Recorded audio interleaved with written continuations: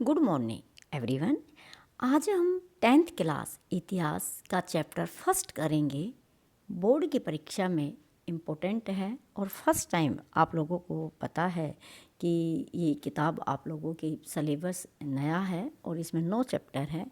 तो आज first chapter में एक ही सीटिंग में पूरा करूँगी और मुझे उम्मीद है कि आपको बहुत अच्छे से समझ में आएगा।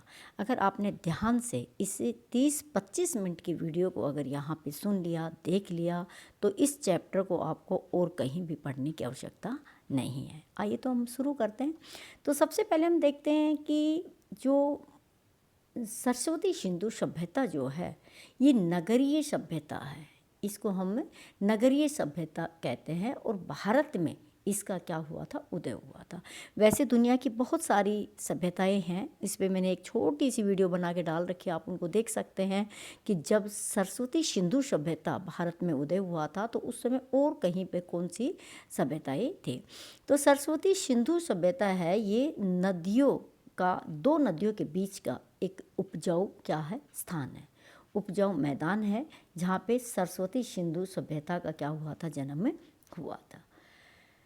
सरस्वती सिंधु सभ्यता नदियों के किनारे होने के कारण सभ्यता की जो है विकास जो इसका है वो इसी वजह से इसका नाम भी पड़ गया कि इसको हमने सिंधु सभ्यता और हड़प्पा सभ्यता, इन दो नामों से भी इसको क्या किया गया, जाना गया है कि सरस्वती सिंधु सभ्यता तो नगरीय सभ्यता की वजह से कहा जाता है, वरना सिंधु सभ्यता और हड़प्पा सभ्यता के नाम से भी इसको क्या किया जाता है, जाना जाता है।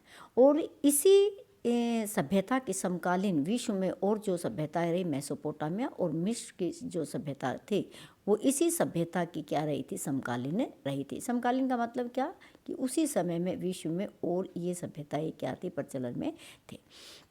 अब हम देखते हैं कि सबसे पहले खोज किसने की थी, इन सभ्यता की खोज किसने की थी। तो 1921 में दयाराम साहनी ने पंजाब प्रांत में हड़प्पा नामक स्थान पर उत्खनन करके इसका पता लगाया था। और 1922 में राखल दास बनर्जी ने सिंध प्रांत में मोहनजोदड़ो पुरास्थलों का क्या किया था, उत्खनन यानी कि खुदाई, और उसके बाद इस सभ्यता का क्या किया था, पता लगाया था। तो 1920 और 1921 इन दोनों व्यक्तियों के नाम, 1921 में दयाराम साहनी और 1922 में राखल दास बनर्जी, इनके नाम को मोहनजोदड़ो और हड़प्पा दोनों जगह को आपको ध्यान में रखना है। पुरातत्वविद यानी कि जो प्राचीन चीज़ों के बारे में क्या करते हैं, खोज करते रह के उनका आकर्षण इसके बाद इसमें बढ़ा कि क्या भारत के अंदर कभी नगरीय सभ्यता थी। उसके बाद इस पे और ज़्यादा विस्तार से क्या होने लगा, काम होने लगा। अब हम ये देखते हैं कि ध्यान से देखिएगा कि भारत के अंदर ये कहाँ से कहाँ तक ये सभ्यता फैली हुई थी, भारत के अंदर इसका फैलाव क्या था। विस्तार जब हम इसका देखते हैं तो देखिए विस्तार उत्तर में मांडा जो जम्मू कश्मीर में पड़ता है वहाँ से शुरू होके दक्षिण में दाइमाबाद महाराष्ट्र में जो है वहाँ तक इसका विस्तार है।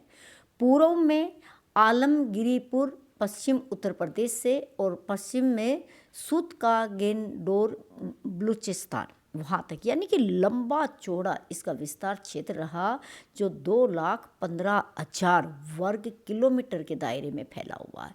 तो देखिए ये सभ्यताएं हैं, ये सिर्फ 10th क्लास के लिए ही इम्पोर्टेंट नहीं है, आगे जब आप बड़े होकर कोई और परीक्षा देंगे तो आप लोगों के लिए बहुत ज़्यादा इम्पोर्टेंट होने वाला है। तो आप इसका जो विस्तार है उसको अच्छे से देखिएगा कि कितने एरिया में कहाँ से कहाँ तक फैला हुआ। भारत में जो इसके स्थान है जहाँ जहाँ इसका विस्तार, तो देखिए ये मैप में भी आता है, ध्यान दीजिएगा। भारत में सिंधु सभ्यता के कौन कौन से पुरास्थल है, तो देखिए पंजाब प्रांत, हरियाणा, जम्मू कश्मीर, पश्चिमी उत्तर प्रदेश और कुछ राजस्थान और गुजरात। अब आपके मैप में 3 नंबर का 4 नंबर के ये आ सकते हैं कि हरियाणा में, ठीक है ना, और पंजाब में, जम्मू कश्मीर में, पश्चिम, इन्हें पूछा जा सकता है कि 2-3 राज्य वो बताइए कि जहाँ पर ये क्या हुआ था, सिंधु सभ्यता, ये सरस्वती सिंधु सभ्यता का क्या हुआ था, विस्तार हुआ था। और जो बलूचिस्तान सिंध प्रांत है वो पाकिस्तान में पड़ता है, ठीक है। तो इसका थोड़ा सा आपको क्या करना है, ध्यान रखना है, क्योंकि मैप की दृष्टि से भी बड़ा इम्पोर्टेंट है ये प्रश्न। अच्छा, हरियाणा में अगर हरियाणा का मैप भी दे दिया जाए आपको, या फिर हरियाणा में पूछ लिया जाए राखी गढ़ी और वनवाली, ये दो जगह हैं, ये दो जगह इनकी पता लगाया, खोज की, उत्खनन हुआ तो पता चला कि हरियाणा में यहाँ तक ये जो सरस्वती सिंधु सभ्यता फैली हुई थी। और हड़प्पा कहाँ पे थी, तो ये ध्यान रखना है, पंजाब में, मोहनजोदड़ो सिंध प्रांत में, और गुजरात में धोलावीरा। तो इन जगहों का नाम आपको बहुत ज़रूरी रखना है, क्योंकि ये मैप में भी पूछा जा सकता है और इन जगहों के बारे में आपसे ये पूछा जा सकता है कि कौन सा किस राज्य में है। तो ये थी कालीबंगा राजस्थान में है, धोलावीरा ये गुजरात में है, मोहनजोदड़ो सिंध प्रांत में, हड़प्पा पंजाब में, राखीगढ़ी वनवाली हरियाणा में है, ठीक है। इनका नाम ध्यान रखना है और इसके आधार पर आपसे मैप में प्रश्न पूछने की संभावना है। जो बता दिया है आप उसको अच्छे से देखिए। अब हम कालक्रम देखते हैं कि भाई इनका कालक्रम क्या रहा होगा। तो देखिए, आरंभिक काल जो था, प्रथम चरण जो था सरस्वती सिंधु सभ्यता का, वो माना जाता है कि 4000 ईस्वी पूर्व से 2600 ईस्वी पूर्व तक। तो प्रथम चरण को फिर दो भागों में बांटा गया है। कैसे कि प्रथम चरण में कि 4000 ईस्वी से लेकर 3200 ईस्वी पूर्व तक कृषि संस्कृति का चलन रहा सरस्वती सिंधु सभ्यता में। फिर दूसरे चरण में विकसित ग्रामीण संस्कृति का हुआ, जो 3200 ईस्वी से लेकर 2600 ईस्वी तक ये रहा। दूसरे चरण में बताया गया है कि रहा होगा कि नगरीय काल 2600 ईस्वी से लेकर 1900 ईस्वी तक नगरीय काल रहा। और तीसरे चरण में उत्तर काल रहा, जो 1900 ईस्वी से 1300 ईस्वी तक रहा। तो देखिए, जिस तरह काल दृष्टि से, यानी कि सिंधु घाटी की खुदाई के बाद जो पता चला, तो बताया गया कि धीरे धीरे ये सभ्यता अपने आप में क्या इनने विकसित किया था। पहले किस तरह कृषि पर आधारित, फिर ग्रामीण क्षेत्र में परिवर्तित हुई, फिर नगरीय क्षेत्र में परिवर्तित हुई, फिर आगे चल के हम अभी इसी चैप्टर में देखेंगे किस तरह से उसका क्या होता है, फिर विनाश भी हो जाता है। तो 1300 ईस्वी पूर्व में इस नगरीय सभ्यता का क्या हो जाता है, बाद में अंत हो जाता है। देखिए किस तरीके से ये सभ्यता विकसित हुई। अब देखिए, नगरीय योजना की विशेषताएं क्या है, कि ये प्रश्न भी इम्पोर्टेंट है, बड़े में भी छोटे में भी पूछा जा सकता है, क्योंकि सरस्वती सिंधु जो सभ्यता थी वो नगरीय सभ्यता थी। तो उसकी क्या विशेषताएं हैं जो हम इस चैप्टर में जो देखते हैं। तो देखिए, पहली विशेषता रक्षा प्राचीर, यानी कि सुरक्षा की दृष्टि से दुर्ग वगैरह चारों तरफ बनाए हुए थे, आवासीय क्षेत्र अलग बने हुए थे, दुर्ग वगैरह इसमें क्या थे, अलग बने हुए थे। सड़कों की व्यवस्था थी, यानी कि नगरों के अंदर सड़कों की व्यवस्था थी, बहुत ही कई लेन की सड़कों के जिक्र किया गया है। सड़कों के छायादार वृक्षों का जिक्र किया गया है। तो आने जाने के साथ इसका मतलब संचार की व्यवस्था भी उस समय थी। तो इसीलिए सड़कों की नालियाँ जो थी वो बड़ी अच्छी बनी हुई थी, और ईंट के ब्लॉक से उनको ढका जाता था। समय समय पर उनकी क्या की जाती थी, सफाई की जाती थी, और पूरे घरों का पानी इकट्ठा करके और शहर से बाहर फिर कहीं स्थान पर उसको ड्रेनेज किया जाता था। ऐसी व्यवस्था मिलती है। भवन निर्माण में भी वो लोग उस समय निपुण थे। तो किस तरह से दुर्ग बने हुए थे, आवासीय क्षेत्र बने हुए थे, अलग अलग लोगों के हिसाब से मकान, जो ईंटें जो थी उनका माप भी इतना था, 1:2:3 और 1:2:4। तो ये हमें सिंधु घाटी की सभ्यता में मिलता है कि नगर की जो व्यवस्था थी वो वास्तव में क्या थी, बहुत ही उच्च कोटि की नगरीय व्यवस्था रही हुई है। सरस्वती सिंधु सभ्यता की कला के बारे में जब बातें करते हैं, तो अब देखिए, एक में तो हमने विशेषताएं देखी, नगरीय विशेषता जिसमें सड़कों का जिक्र कर सकते हैं आप लोग, नालियों का जिक्र कर सकते हैं, भवन निर्माण कला का जिक्र कर सकते हैं, किले का, दुर्ग का, ये सारी क्या थी, एक उसकी विशेषताएं थी। अब हम देखते हैं कि सिंधु घाटी की सभ्यता कला के क्षेत्र में भी ये सभ्यता बड़ी अग्रणी थी, प्रसिद्ध है। पत्थरों पर क्या किया जाता था, उत्खनन किया जाता था, खुदाई की जाती थी, धातुओं से चीज़ें बनाई जाती थी, मिट्टी की मूर्ति बनाई जाती थी। इसका मतलब कलाकार जब भी थे और कला को क्या किया जाता था, विकसित किया जाता था। बहुत मोहरे मिली हुई है, स्टैम्प जिनको कहते मिले हैं, मनके, मनिए, मिट्टी के बर्तन सौंदर्य बोध को इंगित करते हैं कि किस तरीके थे उस समय में कि व्यक्तियों की बहुत सारी मूर्तियाँ मिली है, जिसमें सबसे लंबी मूर्ति थी वो 90 सेंटीमीटर एक खंडित पुरुष की मूर्ति मोहनजोदड़ो से क्या हुई है, प्राप्त हुई है। तो पता चलता है कि उस समय कला प्रेमी थे सिंधु सभ्यता के लोग, और किस तरह मिट्टी से मूर्तियाँ बनाते थे और उसमें देखा जाते थे उनको आभूषण पहनाए हुए, एक तरफ एक व्यक्ति ने शाल लेके बैठे हुए हैं। तो ये सारी हमें पता चलता है कि उस समय इस तरह की व्यवस्था थी। अब हम देखते हैं कि पशुओं में क्या था, पशुओं में क्या क्या पालते थे वो लोग। तो देखिए बैल होते थे, बैल के सपूत मिले हैं, भेड़, बकरी, कुत्ता, हाथी और सूअर, ये जानवर मिले हैं। 2 नंबर का प्रश्न में पूछा जा सकता है कि सरस्वती सिंधु सभ्यता में कौन कौन से जानवरों को पाला जाता, तो बता सकते हैं।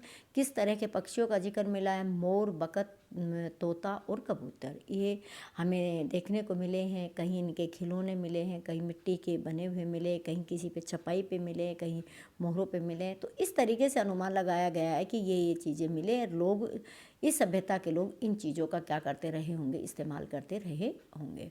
अब हम देखते हैं कि मोहरे जो होती है, मोहरे उनका बहुत महत्वपूर्ण स्थान है। जो मोहरे उस समय चलती थी वो चौकोर और आयताकार हुआ करती थी, चौकोर और आयताकार मोहरे हुआ करती थी, और उनके ऊपर पशु पक्षी, देवी देवता और उनकी भाषा की जो एक अलग से चित्रकारी लिपि होती है वो उसके ऊपर क्या थी, अंकित होती थी। 2 नंबर का प्रश्न इसमें भी पूछा जा सकता है कि मोहरे होती थी वो किस आकार की, किस तरह की होती थी, तो उसमें ये आप ये दोनों पॉइंट लिखिएगा, उस पर क्या बने होते थे, पशु पक्षी, देवी देवता, और अपनी लिपि में उन पे क्या था, कुछ लिखा होता था। और किस तरह के आभूषण थे, तो देखिए सेल, खड़ी, गोमदा, शंख, हाथी दांत, सोने, चांदी, तांबे के, ये इस तरह के क्या है, जैसे आजकल हमारे यहाँ जितनी अलग अलग मेटल वगैरह की चीज़ें चलती हैं, उस समय हाथी दांत, सोना, चांदी, जो लोग अमीर होते थे वो सोना चांदी का इस्तेमाल करते थे, जो गरीब लोग होते थे वो बाकी चीज़ों के क्या करते थे, आभूषण पहनते थे। तो इसका मतलब क्या है कि आभूषण की कला थी उस समय भी इस सभ्यता में क्या थी, हमें पाई जाती थी। और पूछा जा सकता है कि क्या क्या आभूषण पहनते थे। ये तो आभूषण भाई बनाने वाली चीज़ें थी, भाई तांबे के बने, सोने के, चांदी के, हाथी दांत के, शंख के बने। अब हम देखते कौन कौन से इनमें आभूषण थे जो पहनते थे। तो देखिए मन के यानी कि मनिए, माला जो पहनी जाती है, चूड़ियाँ, हार, कंगन, अंगूठी, ये चीज़ें हैं, इनका औरतें क्या करती थी, इस्तेमाल करती थी। और भी हमें और क्या इनकी कला में क्या मिलते, मिट्टी के बर्तन मिलते थे, और मिट्टी के बर्तन जिनका देखा तो इस्तेमाल किया जाता था खाना बनाने के लिए, और बाकी चीज़ों में इनका इस्तेमाल किया जाता था। अब हम देखते हैं कि सिंधु सभ्यता का राजनीतिक जीवन था वो कैसा था। तो राजनीतिक जीवन में क्या है, देखिए व्यापार का क्षेत्र था, यानी कि सिंधु सभ्यता में व्यापार देश के अंदर भी होता था और बाहरी क्षेत्र में भी क्या किया जाता था, व्यापार किया जाता था।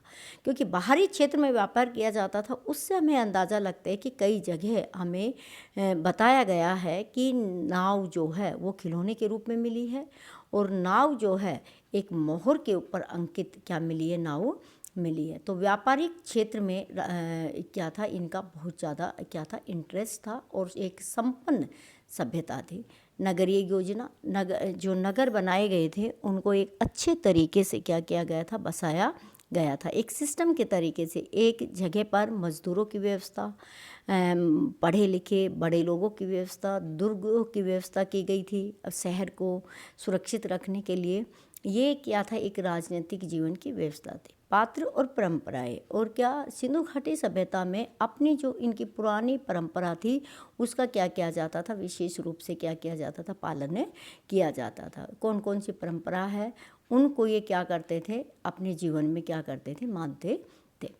उपकरण का निर्माण, अब देखिए सिंधु घाटी सभ्यता में बहुत सारे यानी कि कृषि करने के लिए, उद्योगों को चलाने के लिए और चीज़ों के लिए कई उपकरणों का क्या किया जाता था, इस्तेमाल किया जाता था, जिसमें हल मिले हैं कहीं पे, और दराती मिली है का बहुत सारा सामान है जो इसमें मिला है, तो जिसमें पता चलता है कि यहाँ पे जो भी इंस्ट्रूमेंट होते थे उनका निर्माण किया जाता था। व्यापार के लिए जैसे हर चीज़ तोलने के लिए तरह तरह के बाट, मापने का यंत्र, मोहरे, लिपि आदि ये चीज़ें थी। ये एक सिस्टम को क्या करती थी, सिंधु घाटी सभ्यता में उनको व्यवस्थित करती थी। हड़प्पा और मोहनजोदड़ो दो कहते हैं कि राजधानी रही होंगी, दोनों बड़े शहर हैं, तो इनको कभी अपनी राजधानी बनाया होगा। लेकिन हम राखीगढ़ी और धोलावीरा जो गुजरात और हरियाणा में है, इनके आकार को देखते हुए इनके महत्व को भी नहीं नकार सकते, क्योंकि सरस्वती सिंधु सभ्यता का यहाँ तक क्या था, बहुत ज़्यादा विस्तार था। ये सभ्यता पूरे क्षेत्र में जितनी फैली हुई थी, तो राजनीतिक व्यवस्था को इतने अच्छे तरीके से सुगम बना रखा था। चलिए अब हम देखते हैं कि सरस्वती सिंधु सभ्यता में सामाजिक जीवन जो था लोगों का वो कैसा था। तो देखिए, सरस्वती सिंधु सभ्यता का जो समाज था वो अनेक वर्गों में विभाजित रहा होगा, ऐसा पुरातत्वविदों ने बताया है। नगर थे वो दुर्ग क्षेत्र और आवासीय क्षेत्र में विभाजित था कि सुरक्षा के लिहाज से दुर्गों को बहुत अच्छे तरीके से बनाया गया था। आवासीय क्षेत्र अलग था।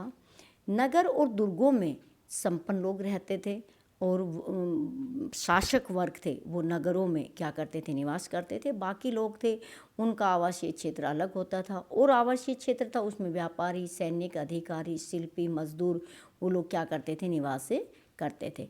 इस तरीके से एक सिस्टम जो था सामाजिक जीवन का था वो इस तरीके से कायम कर रखा था।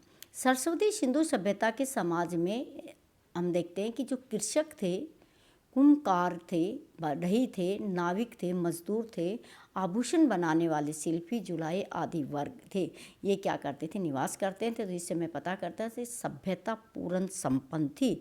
विभिन्न तरह के लोग और वर्गों के लोग क्या करते थे, निवास किया करते थे।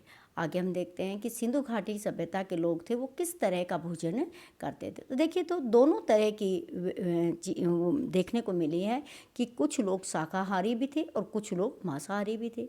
और उनका मुख्य भोजन क्या था, ये 2 नंबर में पूछा जा सकता है। और जब पूरी सिंधु घाटी सभ्यता की विशेषता है तो हम राजनीतिक, सामाजिक सारी चीज़ों को अलग अलग पॉइंट में बता सकते हैं।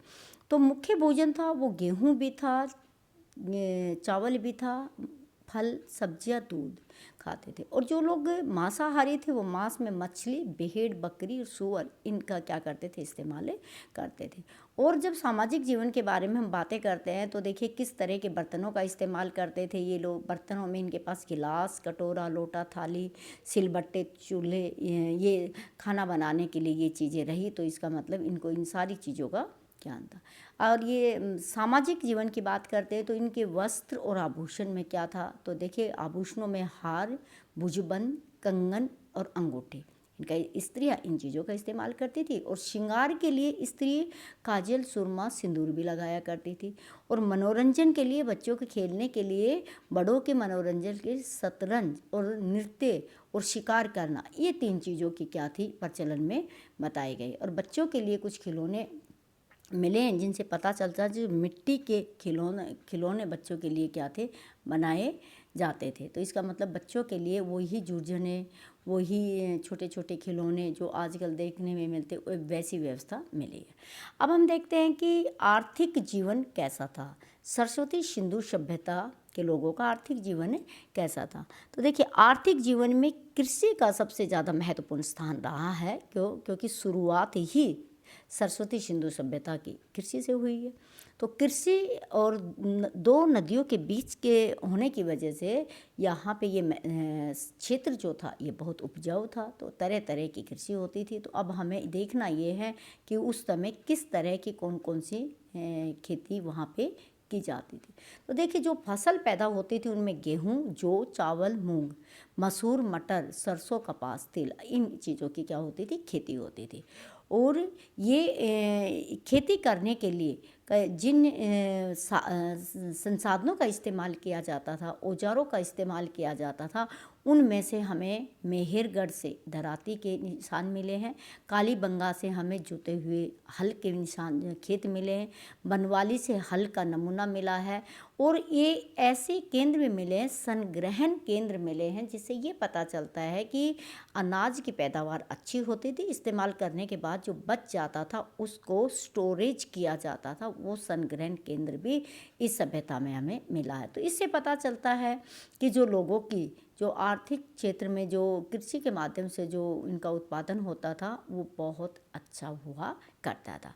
और इसी क्षेत्र में देखिए पशुपालन में ये बैल पालते थे, गाय पालते थे, भैंस, भेड़, बकरी, कुत्ता, गधे, सूअर, इनको ये क्या करते थे, पाला करते थे। और ये इन जानवरों का कुछ का यातायात के संसाधनों के लिए इस्तेमाल करते थे, जैसे बैल हो गया, और बाकी कोई क्या करते थे, इनका दूध और मांस खाने में, खाल, ऊन और ऊँट, घोड़े, हाथी, इनका यातायात के संसाधनों में क्या करते थे, इस्तेमाल करते थे।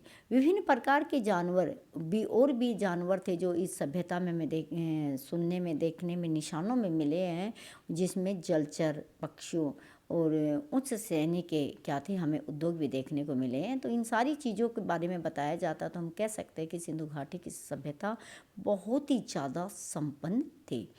उच्च स्तर के उद्योग भी थे यहाँ पे। अगर औद्योगिक क्षेत्र में है तो धातु की ढलाई होती थी, आयात निर्यात की व्यवस्था थी, जो भी आयात निर्यात होता था, नापतोल की व्यवस्था थी, मुद्रा का इस्तेमाल किया जाता था, यातायात के बहुत सारे साधन थे, स्थल मार्ग के अलग, समुद्र मार्ग के अलग। मोहनजोदड़ो में एक मोहर पर हमें नाव का चित्र मिला है, लोथल में हमें नाव के खिलौने मिले हैं। तो इससे हमें पता चलता है कि समुद्र मार्ग से भी सरस्वती सिंधु सभ्यता का कनेक्शन रहा और दूसरे देशों के साथ इनका व्यापार हुआ करता था। धार्मिक जीवन के बारे में अब बातें करते हैं तो देखते हैं कि सिंधु घाटी सभ्यता के जो लोग थे उनका धार्मिक जीवन कैसा था। तो देखिए सरस्वती सिंधु सभ्यता के लोग थे वो बहुत ही ज़्यादा धार्मिक थे, उनका जीवन पर बहुत बड़ा मातृशक्ति की वो पूजा किया करते थे। नारी की मूर्तियाँ मिट्टी की बनी हुई जैसे बहुत मिली है, मोहरों पर नारी की मूर्तियाँ मिली है, तो ये पता चलता है कि वो देवी की पूजा करते थे। उपासना वो प्राणी जगत की भी करते थे, वनस्पति जगत की भी करते थे। इसीलिए पशुपति शिव की उपासना, शिवलिंग की उपासना, इन चीज़ों के कुछ हमें क्या मिले, वस्तुएं मिले जिससे पता चली है कि वो शिवलिंग और पशुपति की पूजा करते थे। पशु पूजा एवं वृक्ष पूजा, सिंग वाले जिसमें पशु है, बैल है, सांप है, पीपल है आदि की वो पूजा करते थे। इनका ध्यान रखना है कि वो किस किस की पूजा करते थे, पेड़ में, जानवरों में, इन सारी चीज़ों का।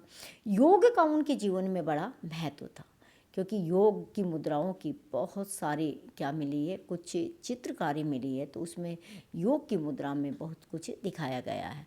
मोहनजोदड़ो में एक मोहर में पुरुष की आकृति पद्मासन मुद्रा में मिली हुई है, स्वास्तिक चिन्ह की मोहर मिली है। तो इनसे हमें पता चलता है कि धार्मिक लोग थे, सरस्वती सिंधु सभ्यता के लोग बहुत ज़्यादा धार्मिक थे और धार्मिक थे। दाह संस्कार की 3 विधियों का पता चलता है सरस्वती सिंधु सभ्यता में, जैसे पूर्ण समाधिकरण, आंशिक समाधिकरण और दाह संस्कार। इनसे हमें पता चलता है कि किस तरीके से सिंधु सभ्यता के लोग, सरस्वती सिंधु सभ्यता के लोग एक बहुत विशाल परंपरा वास्ता और उनके साथ क्या करते थे, जीवन यापन करते थे। अब हम देखते हैं कि सरस्वती सिंधु सभ्यता का पतन कैसे हुआ। देखिए सरस्वती सिंधु सभ्यता का पतन हुआ, उसके भी कुछ कारण थे। तो बच्चे आगे पूरा प्रश्न अलग भी आ सकता है और किसी भी तरह आए तो इन पॉइंटों को लिखना है। देखिए प्रशासनिक स्थिरता आ गई थी। एक समय के बाद सिंधु घाटी सभ्यता का क्षेत्र बहुत ज़्यादा फैल गया था, बहुत ज़्यादा भीड़ भड़ाका हो गया था। सड़कों पर लोगों ने क्या करता था, अतिक्रमण कर लिया था और प्रशासन थोड़े ढीले हो गए थे। तो इस वजह से क्या हुआ था, धीरे धीरे प्रशासनिक स्थिरता आ गई, यानी ये जो प्रशासन जो था उसमें बहुत ज़्यादा कानून व्यवस्था का अभाव हो गया, तो सिंधु घाटी सभ्यता ख़त्म हो गई। जलवायु परिवर्तन का भी इस पर क्या बहुत ज़्यादा प्रभाव पड़ा है कि किस तरीके से खेती का कम होना है और इकोसिस्टम का बिगड़ना, तो सिंधु घाटी सभ्यता के पतन का कारणों में एक माना जाता है। बाढ़ की जैसी स्थिति आई तो उस समय बहुत कुछ क्या हो गया था, ख़त्म हो गया था। तो ये हमें निशान मिले, बताए गए हैं कि किस तरह सिंधु घाटी की सभ्यता में बाढ़ जो है वो एक मुख्य कारण रही है। और विदेशी व्यापार में गतिरोध पैदा था, यानी कि बाहर जो व्यापार निर्यात किया जाता था उसकी वजह से आय के संसाधन कम हो गए। जो भी कुछ उत्पादन किया जाता था वो देश में घरेलू काम के लिए किया जाता था। बाहर से होने वाली इनकम, दूसरे देशों की कनेक्टिविटी कम हो गई थी। महामारी फैल गई थी, मलेरिया एक महामारी फैल गई थी, जिसकी वजह से सिंधु घाटी की सभ्यता के बहुत सारे लोग क्या हो गए थे, असहाय हो गए थे। और फिर ये इसकी जो व्यवस्था थी ये चरमरा गई, और व्यवस्था जब चरमरा गई तो सिंधु घाटी सभ्यता का धीरे धीरे क्या हो गया, अंत हो गया। इस तरह आप सिंधु घाटी सभ्यता के जो कारण है ख़त्म होने के, आप वो बताइए। तो सबसे पहले सिंधु घाटी सभ्यता का अर्थ, फिर उसका फैलाव, फिर उसकी नगरीय व्यवस्था, और नगरीय व्यवस्था के बाद में फिर आपको राजनीतिक, सामाजिक, आर्थिक और धार्मिक 4 तरह जीवन ये बताना और पतन बताना। फिर आप निष्कर्ष बताना है कि कोई भी सभ्यता जब अस्तित्व में आती है तो एक अपनी यात्रा पूरी करने के बाद उस सभ्यता का अंत होता है। इसी तरह एक विशाल और एक बहुत ही समृद्धशाली और एक बहुत ही अच्छी सरस्वती सिंधु सभ्यता बहुत पहले रही, और धीरे धीरे फिर उसका क्या हुआ, अंत हुआ। आप लोगों ने इस चैप्टर की बारीकी को, इन चीज़ों को समझा होगा। जितने टॉपिक को अभी मैंने समझाने की, एक्सप्लेन करने की कोशिश की है, मुझे पूरी उम्मीद है वो ही आएगा उसमें। आप इसको बार बार पढ़ के आप इसको रिवीजन कीजिएगा, और मुझे उम्मीद है कि आपको समझ में आया होगा ये। अगर आप चैनल पे नए हैं तो आप सब्सक्राइब कीजिएगा, वीडियो को लाइक कीजिएगा, शेयर कीजिएगा। Thanks for watching.